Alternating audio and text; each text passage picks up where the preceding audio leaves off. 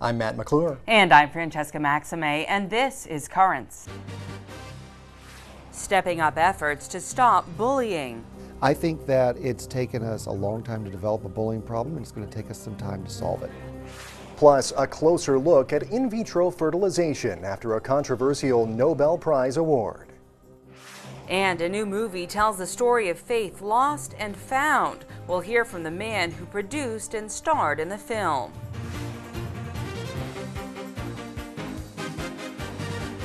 Well, good evening. Thanks so much for joining us.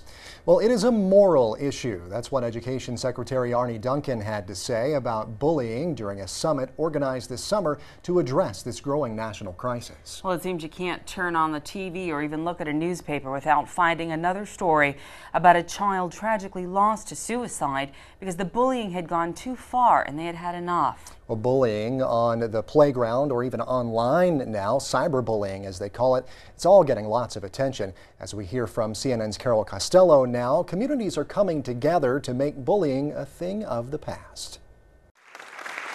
Kirk Smalley is on a mission. There he is, an honored guest at Oklahoma City's Western Heights High School, trying to put a stop to bullying. I have to make a difference. I promised my son on Father's Day this year I'd stop this from happening to another child. For years, Smalley's son Ty struggled with a bully at school. And when you say he was being picked on, how was he being picked on? Oh, name calling. Ty was always kind of small. Shove here, push there, you know. His father says Ty was a typical kid with typical grades who took the abuse for 2 years. On the day Ty finally decided to push back physically, he got into trouble. He was suspended from school. For Ty, that was too much to bear. On that day, last May, he killed himself. He was 11 years old.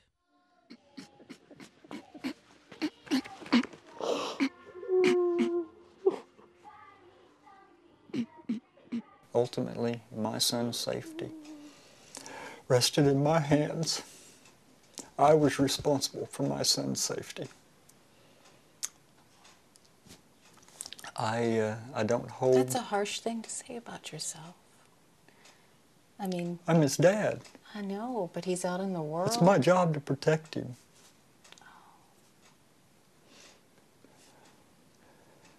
No matter what, no matter where he was, it was my job to protect him.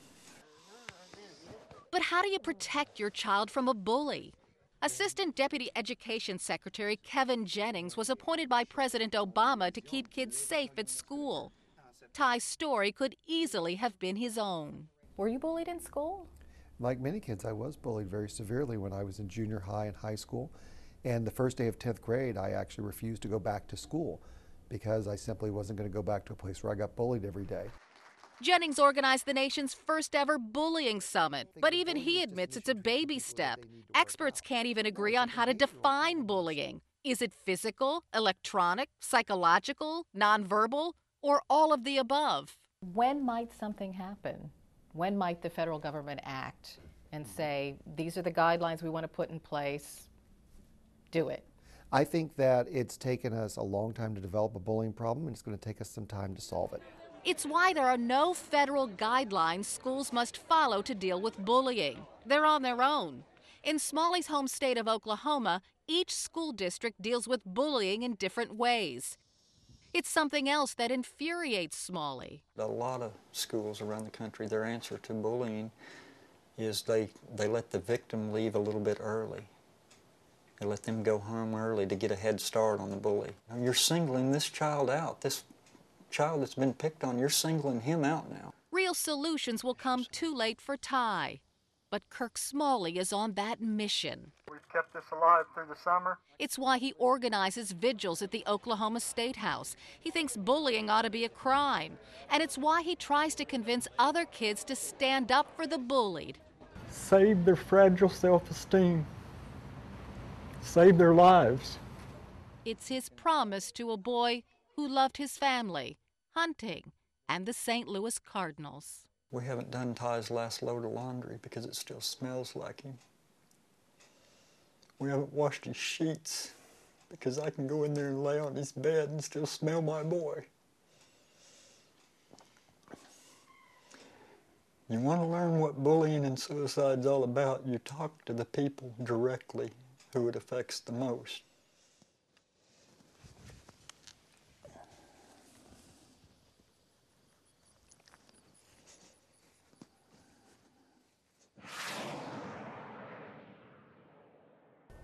Just a heartbreaking story from CNN's Carol Costello. And we posted some more information on our blog about bullying as well. Just go to currentsny.net, click on Riding the Wave. Stay tuned, there's much more currents straight ahead. When we return, we'll have the day's headlines, including news from the Vatican. For the second time in less than a month, a Brooklyn bishop resigns.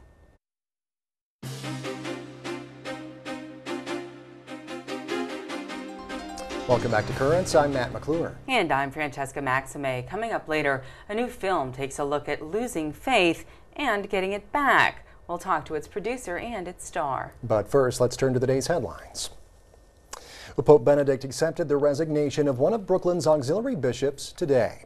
Auxiliary Bishop Guy Sansaric submitted his resignation a few months back after he reached the retirement age of 75. Bishop Guy was ordained as a priest in his homeland of Haiti in 1960. He was consecrated as an auxiliary bishop of Brooklyn in 2006. Bishop Guy has been a guest here on Current several times. He's also been instrumental in the Diocese of Brooklyn's efforts to provide relief for Haitians after the deadly earthquake in January.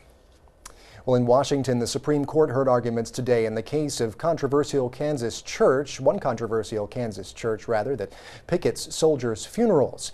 Albert Snyder's son was one soldier whose Catholic funeral mass was picketed by members of Westboro Baptist Church.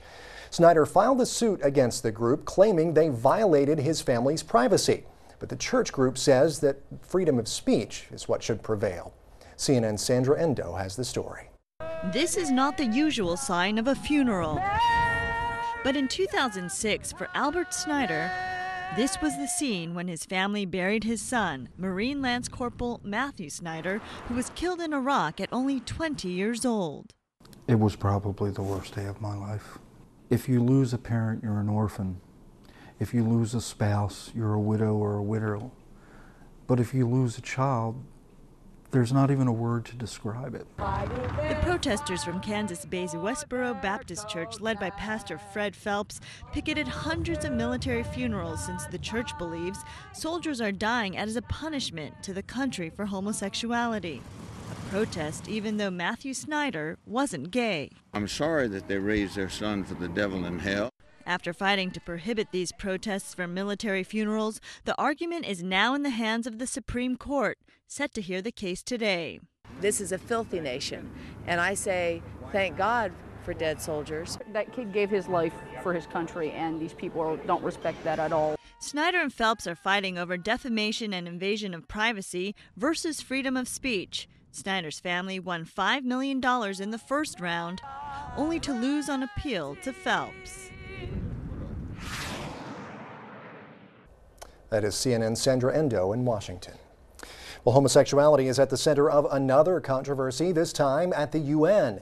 The Catholic Family and Human Rights Institute, or CFAM, says a document recently produced by the UN World Youth Conference could have a harmful effect worldwide. It's called the NGO Youth Statement, and it calls for, quote, recognition of lesbian, gay, bisexual, and transgender as part of the spectrum of gender identities. The document also says that youth should have access to sexual and reproductive health services, including contraception and safe abortion. The CFAM's president, though, says he's concerned that the document will lead to the weakening of the family structure. In Wisconsin, a billboard with a pro-life message is raising quite a few eyebrows, and some people say it's turning their stomachs. Critics of the billboard say it's just too graphic, but the pro-life group responsible for it says it's sharing an important message. Becky DeVries reports. Near a fairly busy intersection in Marinette, walking distance from the high school, is this billboard. It's a little awkward and offensive. It's just an anti-abortion sign is all I really see it as. It's the way teenagers talk. You know, sometimes if they say, I'm out too late, my mother's going to kill me.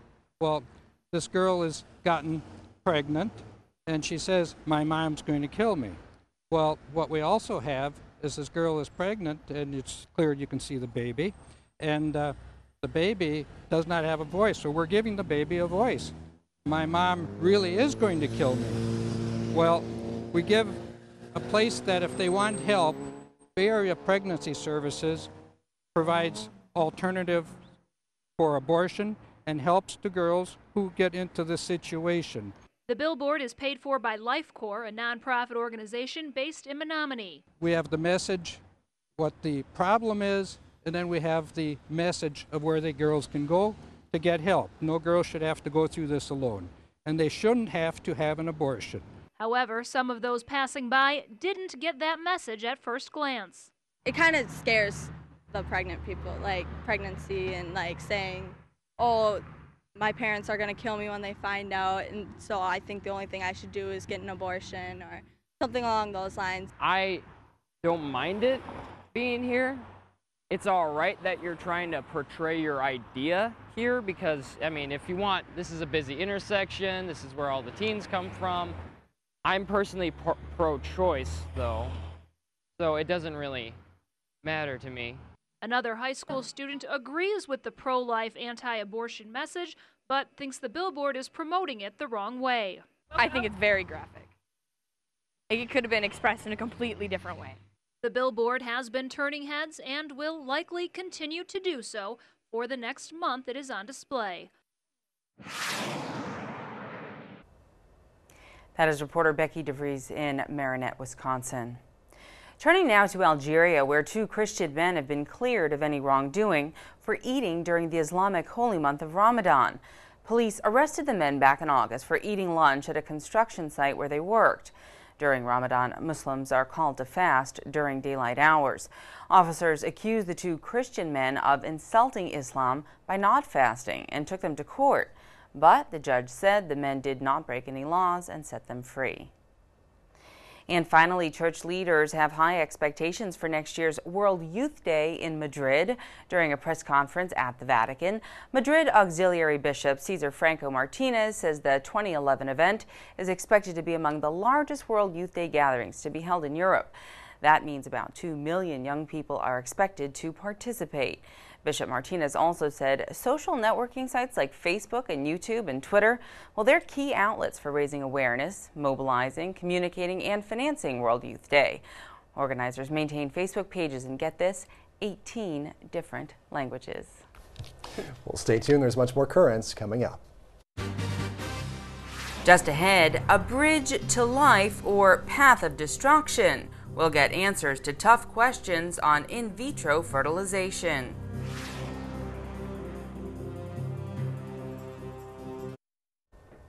Welcome back. Well, this week's awarding of the Nobel Prize in Medicine to Robert Edwards, a pioneer of in vitro fertilization, commonly known as IVF, has received lots of attention and backlash. Among the critics of this decision was the Vatican itself. This is true. The procedure involves fertilizing an egg outside of the body and then planting it in a woman's womb to grow and develop. It's opposed by the Catholic Church, and a Vatican official recently suggested that honoring Edwards opened the wrong door. Bishop Ignacio Carrasco de Paula, president of the Pontifical Academy for Life, also said Edwards' work resulted in a market for human embryos, and that he would have voted to give the prize to someone else. So why exactly is the church against in vitro fertilization? To find out, I spoke with Father Basil Cole. He's a moral theologian. Father Cole, thanks so much for joining us on Currents today. Sure. First of all, can you just summarize what IVF is and why the Catholic Church condemns the practice? The technique is basically making a human being in a test tube using the sperm and egg of a couple or others and joining them together in a petri dish, and then inserting it, well, usually inserting 2 and 3 of these entities, these persons, into the womb of a mother. That is what it comes down to. And there's 2 kinds. There's what's called homologous artificial insemination and heterologous artificial insemination or fertilization. Homologous meaning it's the husband and wife's egg and sperm, and in the heterologous, it can be anybody's sperm and anybody's egg inserted into a woman's womb with usually 2 or 3 of these, right. Generally speaking. And why does the Catholic Church condemn that practice, whether it's either one? It separates the unitive and the procreative meaning of a conjugal act and establishes a domination of technology over the origin and destiny of the human person. That would be the first thing. And then the second thing, the success rate's about 30%, 40%. They generally die. Well, you're kind of responsible for the death of those human beings. Sure. That's a terrible thing to think about. Okay. And then, if you, in fact, are born, you're a human person with a human soul, with a destiny.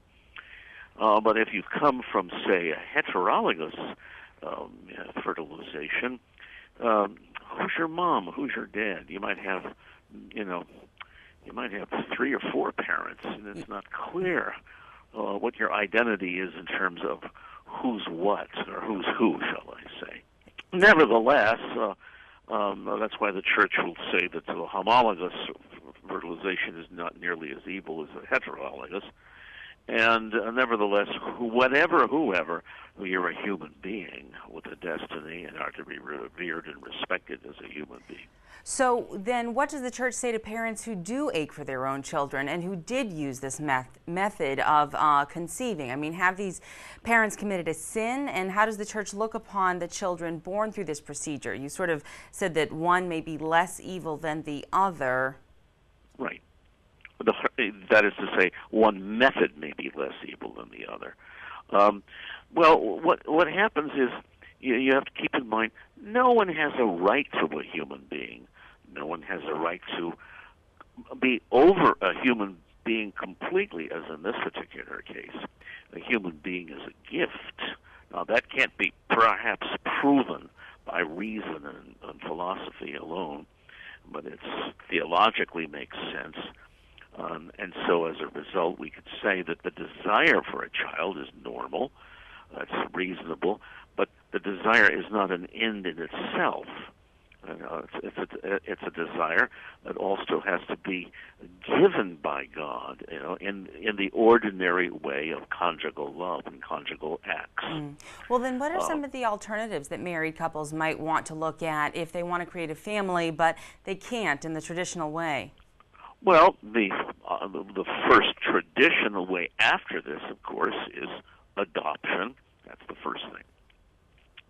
The second thing is there are wonderful scientific advances in this area to help couples procreate and produce children, founded by the Institute of Paul VI in Omaha, Nebraska. Many problems that can be solved for producing fertility using a whole host of insights, perhaps even medicines.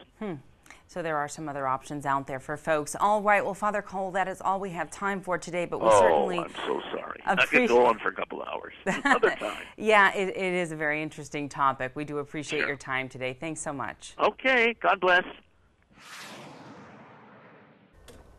Father Basil Cole there, and he mentioned the Pope Paul VI Institute. Well, I've written a little bit more about that over on our blog. Just go to currentsny.net and click on Riding the Wave. In the meantime, though, stay right where you are. There's more Currents coming up. When we return, from the courtroom to the chapel, an LA law star produces a new movie about faith.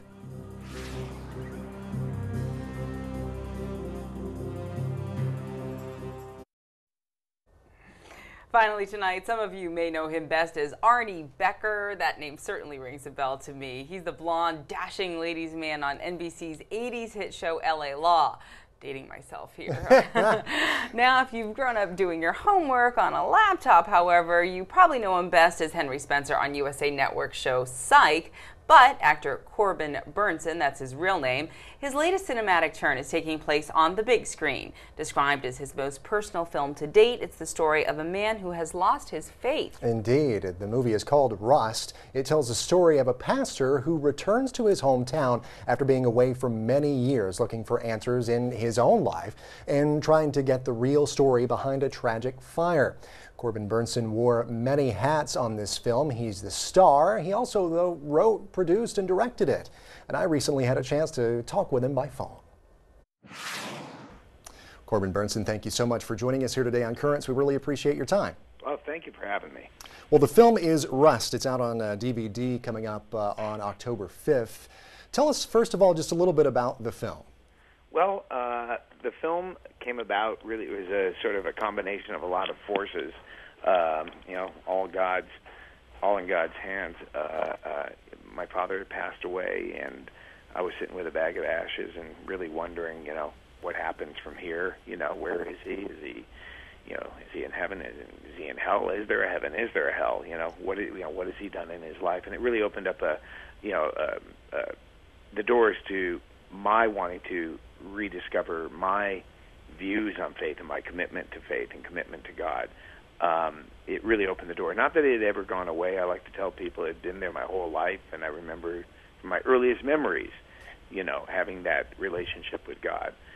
But over the years, it just, was a muscle that had not become flexed, had not been flexed, and disappeared into the background, and had a calling to come forward, and who knows how God works, but I accepted it was the time. It was for me to explore. Yeah. And then another thing is, in my middle of my life here, I sort of saw families breaking up and fathers leaving families and whatnot, and it sort of concerned me, and I thought, I want to understand the whole midlife crisis thing, and I took all of that and wrapped it up into this story about a guy who, is with God his whole life, and one day in the middle of his life wakes up and says the relationship's not there anymore. He can't feel the relationship, doesn't understand it. There's no communication anymore, and so all of that was able for me to express my, going back to ground zero, going back home, if you will, and coming off the path to rediscover the path. Right. And it's a very interesting thing, watching just the trailer for the movie. You see, it starts with this very stark image of a fire, and then you go into the struggle for this man, this character in the film whom you play, right, to struggle with his faith and try and feel his way, much as you were just talking about, right, there. So that image of a fire is something that's very powerful to begin that trailer with. What does that have to do with the film? What happens is when this man begins his journey by falling out with God, if you will, or at least falling off the path, he has to go back home to this town where everything began. And he gets there, and he gets there to discover there's been this terrible fire. His family is burned tragically in this farmhouse fire, and if this town ever needed him to be that thing he became and left them to become, it's now, and he has no ability to minister to them because he's lost his faith. But he knows there's a truth in what happened in that fire, and you can look at fire as good and bad. Sometimes fire burns things to the ground and lets you start again, from the ashes. I look at the film as a little bit like, for a lot of people who are of faith, and it might look a little bit naive, and I look at it as kind of a folk art painting. It's primitive, and sometimes it's very small little ideas of grander thoughts, like have faith. But it's, you recognize this sort of honesty of it, though it's not a Rembrandt. Right. There you go. Well, one last question for you here. What, in the end, when people walk out after having seen this, when they walk out of their living room after having watched this film, what do you want them to get? What's the central message that you're trying to get across? It's very, very simple. Through those darkest hours, through the rust that settles into our lives, through all of the things, the one thing, and it's so simple, that it will at least keep you attached to the kite, it will be that string, is to have faith. I know it sounds simplistic, and for a lot of people of faith, it's a lot easier to understand for people outside of it. I think one of the greatest things that have driven people away from their faith these days is that question of like, how can God allow such things to happen in the world? I think you just have to have faith. You have to have faith in the journey and the plan. It's a simple thing to do, yet it's a very complicated thing to do. Right. Have faith. It's a leap of faith. Right, exactly. Well, Corbin Burnson, thank you so much for joining us here on Currents today. Once again, the film is Rust. It's out on DVD. We thank you so much for your time. Thank you. Appreciate it. Bye-bye. Got to keep the faith, and not an easy thing to do a lot of the time, especially with the things that we see around us, the things that go on, but you always have to keep that faith. And sometimes I guess people do find stories just like the one featured in this film that you have to go through kind of this life-changing struggle to get there and to find your faith once again. Sometimes you have to lose it all in order to believe it all. Yeah. You know, it seems for some people. Lose it to get it back. Yeah, lose it to get it back as you regain it. It's a sort of resurrection of your own in that way, of your spiritual faith, you know. And I think that, you know, the idea that the fire is what's symbolizing that rebirth is really critical, as he pointed out there too. Kind of the cleansing, you know, you get rid of it all and start again. So yeah, absolutely, it's great imagery there. Well, that is it for this edition of Currents. Now we want to let you know about some special programming coming up tonight right here on the net. It is an interfaith prayer service for peace in the Middle East. It'll be broadcast from St. James Cathedral. And you can see that tonight on the net beginning at 9 o'clock, 9 p.m. We'll have a full report on tomorrow's edition of Currents as well. Until then, be sure to check us out online at currentsny.net. And for all of us here at Currents, I'm Francesca Maxime. And I'm Matt McClure. Thanks so much for watching. Have a great night.